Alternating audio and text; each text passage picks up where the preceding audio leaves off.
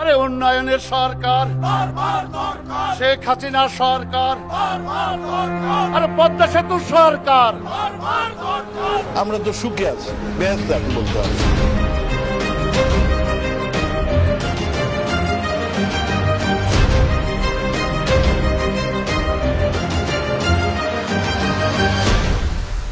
এখন টাকা পয়সা নাই, সেরানা পয়সা নাই, এখন আদত আমার।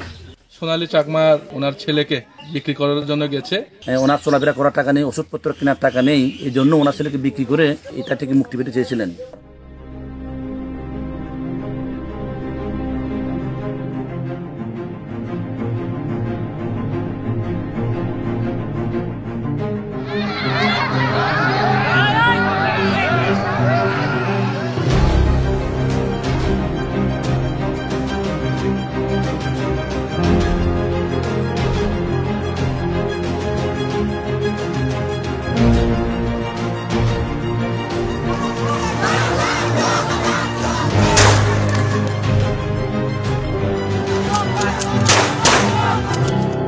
শেখ হাসিনা পালিয়ে গেছে, শেখ হাসিনা নাই, শেখ হাসিনা চলে গেছে, শেখ হাসিনা পালায় না। কে পালাবে? পালানোর মতো কি পরিবেশ হয়েছে যে আমাদেরকে কথা কথা বলছে পালানোর সময় পাবে না? আমাকে চোর না আমরা টাকা?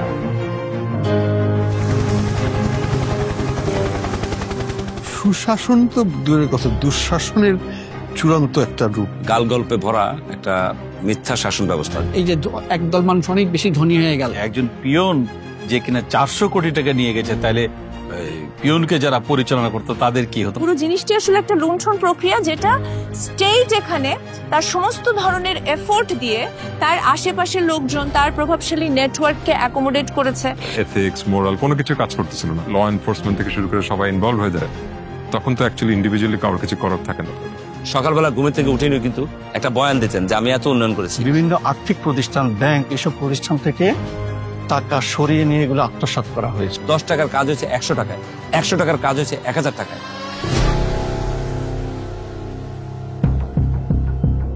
জুলাই বিপ্লবের মাধ্যমে বাংলাদেশ শেখ হাসিনার একনায়কতন্ত্র থেকে মুক্তি পাওয়ার 4 মাস পর 400 পৃষ্ঠার একটি শ্বেতপত্র প্রকাশ করা হয়।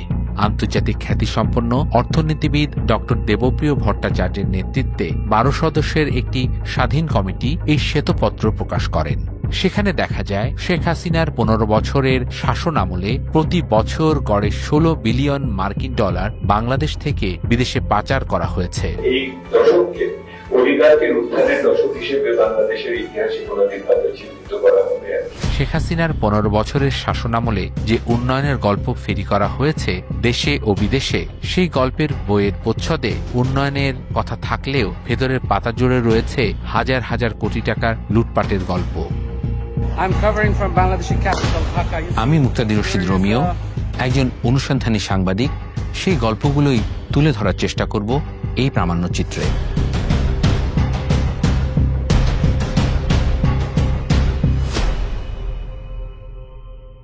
ব্যাংক ডাকাতি বলতে আমরা যেটা বুঝি, একদল সশস্ত্র ডাকাত ব্যাংকে গিয়ে ডাকাতি করে।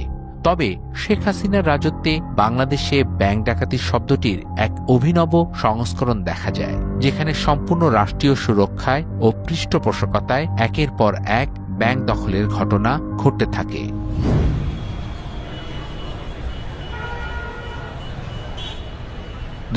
সালের পর থেকে 24 সাল পর্যন্ত এই 9 বছর ব্যাপকভাবে লুটতরাজ হয়েছে, এবং হয়তো প্রথম কয়েক বছর এটার পরিকল্পনা হয়েছে ইত্যাদি, কিন্তু পরবর্তীতে এটা একটা সংঘবদ্ধভাবে এই জিনিসটা পরিচালিত হয়েছে।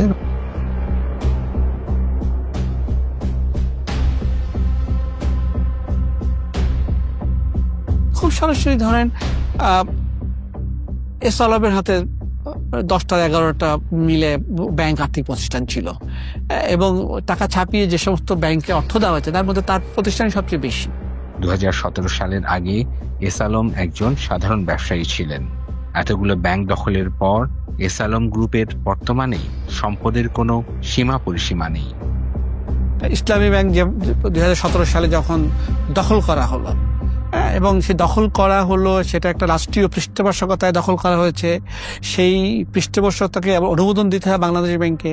বাংলাদেশ ব্যাংকের তৎকালীন গভর্নর রাত 10টা পর্যন্ত সেন্ট্রাল ব্যাংকে অফিসে বসেছিলেন, কারণ ওখান থেকে ইসলামী ব্যাংক দখলের সমস্ত প্রক্রিয়া শেষ হওয়ার পরে এটা কেন্দ্রীয় ব্যাংকের অনুমোদন লাগবে, তিনি অনুমোদন দিবেন, সেজন্য বসেছিলেন।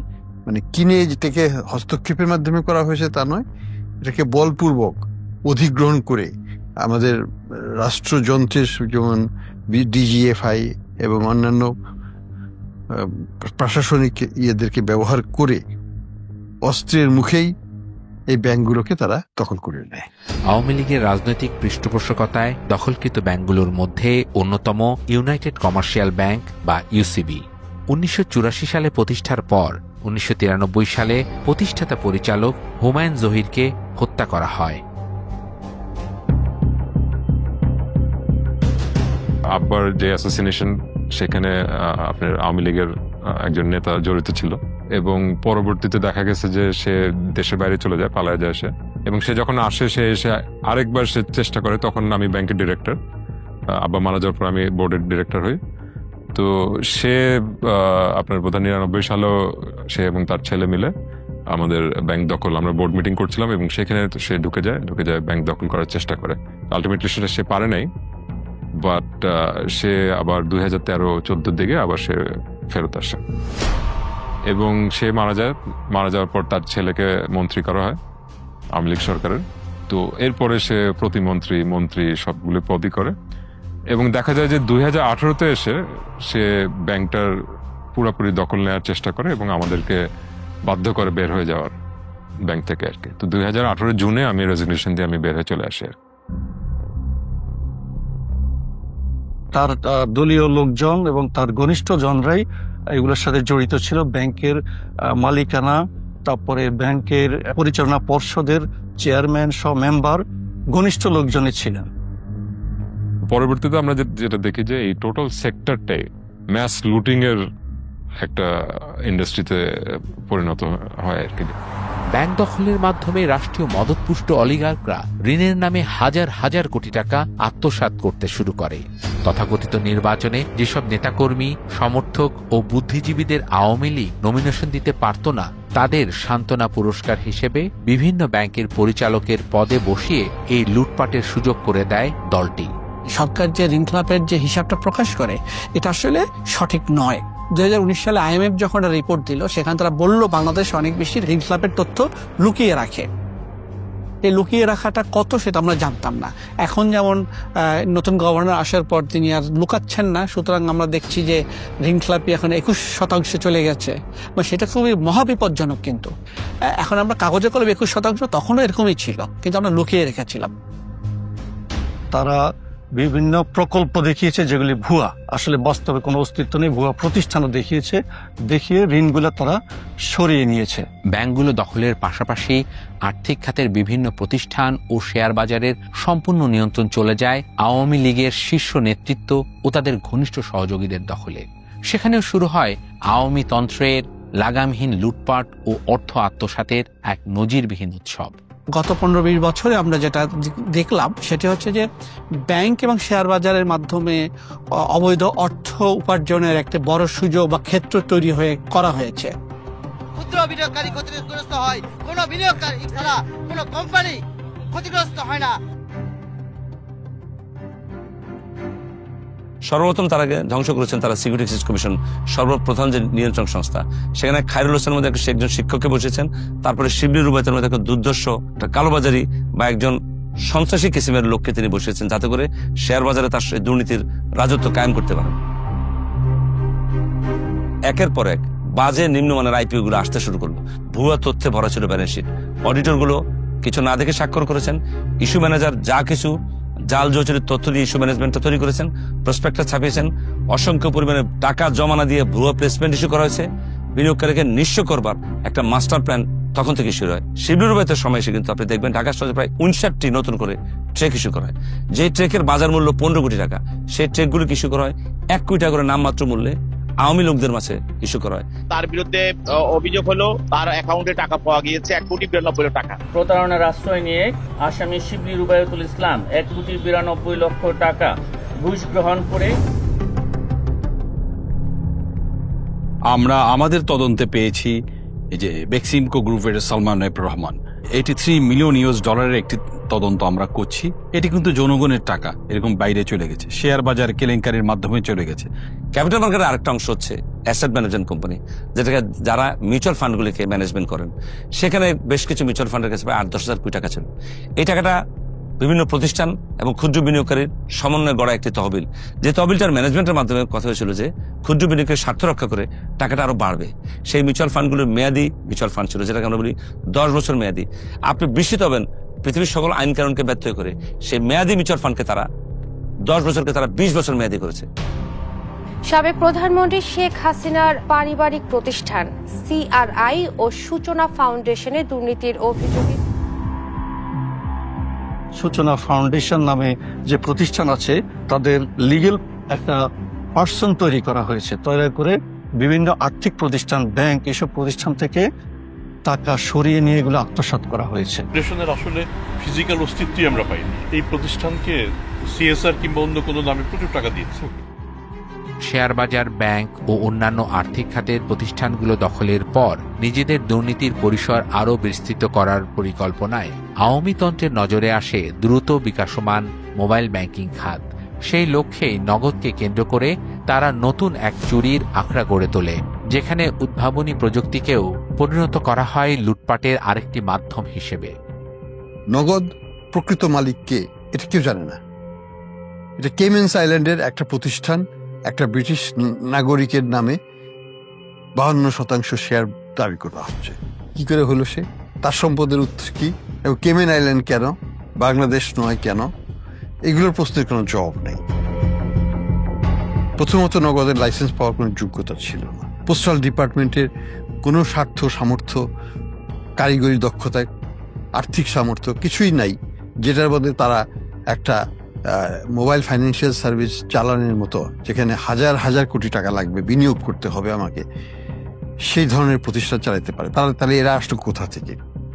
সরকারি সব অনুদানের অর্থ শুধুমাত্র তাদেরকে দিয়েই বিতরণ করা হতো। ফলটা কি হয়েছে? আজকে আমরা দেখতে পাচ্ছি যে 1700 কোটি টাকার উপর শুধুমাত্র সমাজ কল্যাণ মন্ত্রণালয়ের থেকেই অর্থ তারা আত্মসাৎ করেছে। গরিবের মুখের দানের টাকা, সরকারের অনুদানের টাকা, সেটা তারা খেয়ে ফেলছে। তো তাদের নৈতিকতা নিয়ে আর কি বলার থাকে? কিছু সন্ত্রাসী অলিগার্ক যারা, তারাই কিন্তু এই নগদের হয়তো প্ল্যাটফর্মটা ইউজ করে জনগণের টাকাকে বাইরে নিয়ে গেছে। যে গরিবের টাকা, হকের টাকা, সেটা সরকার দিচ্ছে গরিব মানুষকে, সেই টাকাটা তারা ডাইভার্ট করে তারা নিয়ে গেছে বাইরে। আরো কি দেখেছি আমরা? ই মানি যেটা ক্রিয়েট করা হয়, ই মানি কখনোই ডেট ক্রিয়েশন হয় না। অর্থাৎ 1 টাকা জমা হলে আমি 1 টাকার ই মানি আরেকজনকে দেব। আমি যদি 1 টাকা জমা দিই, আপনার উদ্দেশ্যে আপনাকে 1 টাকা ই মানি দেওয়া হবে। সেখানে তারা 630 কোটি টাকার মতো তারা ই মানি এক্সট্রা ক্রিয়েট করেছে। এটাতে কি করেছে? ওটা তারা বেতন ভাতা তাদের এগুলো মেটাচ্ছে তারা। আওয়ামী লীগ আমলে মেগা প্রকল্প মানেই ছিল মেগা দুর্নীতির নীল নকশা। যত বড় প্রকল্প তত বেশি লুটপাট। এসব প্রকল্পের বেশিরভাগ ক্ষেত্রেই সাধ্যতা, স্বচ্ছতা ও সম্ভাব্যতা কোনোটাই ঠিকমতো যাচাই করা হতো না। আর এই ক্ষেত্রে বিদ্যুৎ খাত ছিল তাদের সবচাইতে পছন্দের।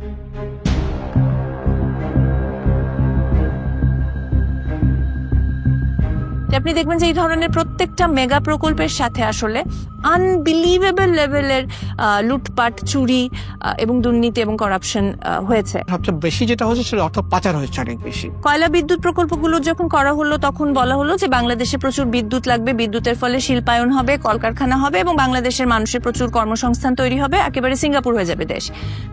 প্রত্যেকটা কয়লা বিদ্যুৎ প্রকল্পের আপনি যদি খরচগুলো দেখেন, এগুলো করা হয়েছে পৃথিবীর সর্বোচ্চ খরচে।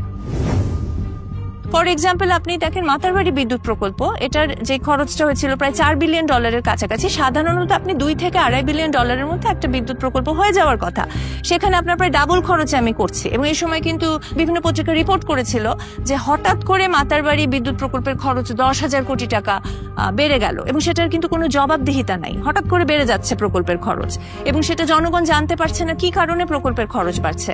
রূপপুর পারমাণবিক বিদ্যুৎ কেন্দ্রকে আমরা বলি যে বালিশ কাণ্ড নিয়ে একটা দুর্নীতির কথা আমরা সবাই বলি, কিন্তু জিনিসটা শুধু কিন্তু এই অল্প কিছু টাকার বালিশের মধ্যে সীমাবদ্ধ ছিল না। প্রায় 1 লক্ষ কোটি টাকার উপরে হচ্ছে আমার এই রূপপুর পারমাণবিক বিদ্যুৎ কেন্দ্রে খরচ হয়েছে, যেটাও কিন্তু পৃথিবীর মধ্যে আমি যদি হিসাব করে দেখি সবচেয়ে খরচবহুল পারমাণবিক বিদ্যুৎ কেন্দ্রগুলোর মধ্যে একটা।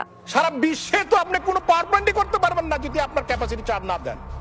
একটি পাওয়ার প্ল্যান্ট 20 বছর বা 10 বছরের জন্য আপনি নেবেন, তার যে অর্থ খরচ হবে প্রতিদিনে তার অর্থ খরচ দিবেন না। 2010 সাল থেকে বলা হয়েছিল যে কুইক রেন্টাল একটা খুবই ওয়েস্টফুল এবং ভয়ঙ্কর খরচবহুল একটা প্রকল্প, এটার ভিতর দিয়ে বিদ্যুতের দাম বাড়তে থাকবে এবং এটার ভিতর দিয়ে আমাদেরকে কুইক রেন্টাল কোম্পানিগুলোকে আমরা আসলে যেই ক্যাপাসিটি চার্জটা দিব সেটা এত বেশি যেটা আসলে বিদ্যুতের খরচটা আপনি কমিয়ে রাখতে পারবেন না, জনগণের জন্য বিদ্যুৎ এফোর্ড করা একটা বোঝা হয়ে দাঁড়াবে। কিন্তু এটা তো তখন সরকার শোনে নাই, বরং তখন খুব একচেটিয়া ভাবে কয়েকটা গ্রুপকে আমরা কুইক রেন্টালের লাইসেন্সটা দিয়ে দিলাম। আইডিয়াটা হচ্ছে যে তারা বেনিফিটেড হবে এবং বেনিফিটেড হলে অথবা তারা পার্টিকে কন্ট্রিবিউট করবে এবং আলটিমেটলি এটা একটা কন্ট্রোল ধরে রাখার জন্য একটা চেষ্টা আর কি। কুইক রেন্টাল সব বিদ্যুৎ বন্ধ করে দিত। এখন যতগুলি বিদ্যুৎ অন্তত আওয়ামী লীগ সরকার এসে এর মধ্যে দিয়ে দেখা গেল আজিজ খানের মতো এবং আরো কিছু গ্রুপ এখান থেকে বিশাল পরিমাণ টাকা, জনগণের পাবলিকের ট্যাক্সের টাকা বিদ্যুৎ উৎপাদনের নামে তারা লুটপাট করে তারা বিদেশের সর্বোচ্চ বড়লোকের তালিকায় তারা নাম লেখালো।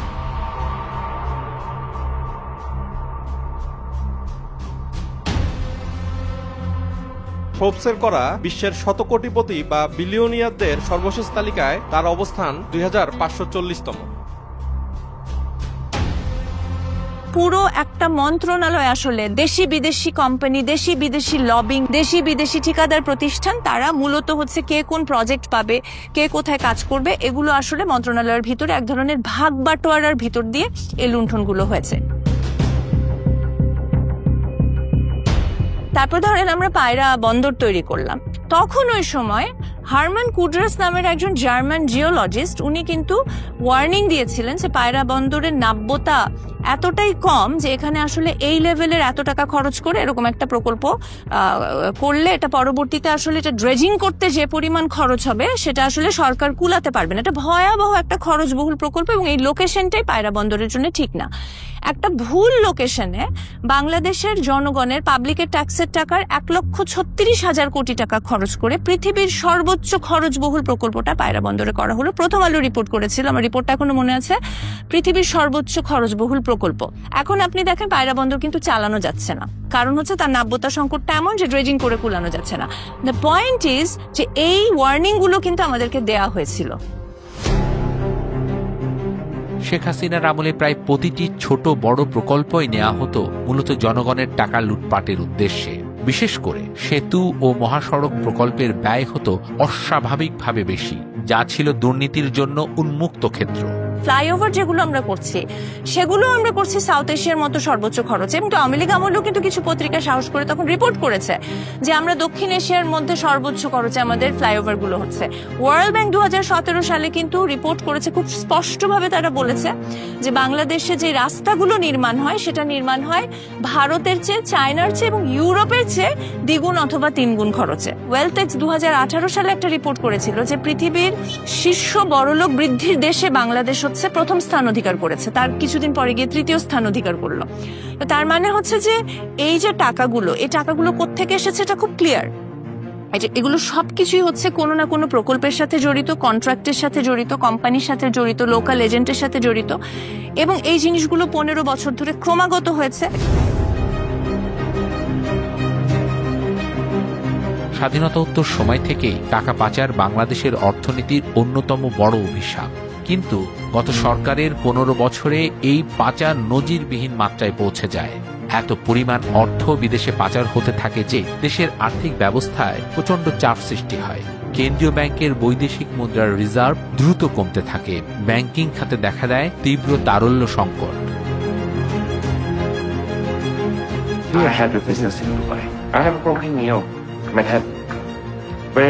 গত 15 বছর ধরে কিন্তু এখানকার যারা ব্যবসায়ী বা এখানকার যারা পুঁজিবাদী, যারা খুব ডিপলি কানেক্টেড ছিল আমাদের রাষ্ট্রের সাথে বা মন্ত্রী এমপিদের সাথে, তারা সমানে টাকা পাচার করেছেন। তারা সুইস ব্যাংকে টাকা রেখেছেন, তারা মালয়েশিয়াতে সেকেন্ড হোম কিনেছেন, তারা কানাডার বেগমপাড়াতে টাকা পাচার করেছেন, সেখানে বাড়ি করেছেন, তারা লন্ডন এবং দুবাইয়ের সবচেয়ে অভিজাত এলাকাগুলোতে জমি কিনেছেন। লন্ডনে অন্তত 3 জন বড় ব্যবসায়ী বা তাদের আত্মীয় স্বজনের সম্পদ প্রাথমিকভাবে জব্দ করা হয়েছে। সেই সম্পদ বাংলাদেশ ফেরত পাবে কিনা সেটা পরের হিসাব। আমার বাসায় কাজ করে গেছে পিয়ন, সে 400 কোটি টাকার মালিক। হেলিকপ্টার ছাড়া চলে না। রাষ্ট্রীয় অর্থ, জনগণের অর্থ, নাগরিকদের, খেটে খাওয়া মানুষদের অর্থগুলোকে বাইরে পাচার করে লন্ডারিং করে নিয়ে যাওয়া হয়েছে। I also ordered in Harris, custom made. Takes 4 months. I bought them £3,000 each. Swiss ব্যাংকে যে ডিপোজিট গুলো রয়েছে তার ভিতরে বাংলাদেশিদের যেই সংখ্যা বা বাংলাদেশিদের যেই সম্পদের পরিমাণ সেটা ভারতকে ছাড়িয়ে গেছে, এবং এই নিউজগুলো কিন্তু আমরা তখন শুনেছি। 1971 সালের মহান মুক্তিযুদ্ধের মধ্য দিয়ে অর্জিত হয় আমাদের স্বাধীনতা। এরপর নানা চড়াই উতরাই পেরিয়ে 24-এর গণঅভ্যুত্থানের পর বাংলাদেশের জনগণ এখন এক নতুন অধ্যায়ের স্বপ্ন দেখছে। এমন একটি বাংলাদেশ যেখানে প্রতিষ্ঠিত হবে প্রকৃত আইনের শাসন এবং জনগণই হবে সকল ক্ষমতার উৎস। সরকার আর ফ্যাসিস্ট বা লুটেরা বাহিনীতে পরিণত হবে না, বরং হবে জনগণের সেবক ও তাদের জানমালের রক্ষণাবেক্ষণকারী। জনগণের যে একটা দাবি সেটা হচ্ছে যে আবার যেন কোনোভাবেই ক্লেপ্টোক্রেসি, অটোক্রেসি ফেরত না আসে।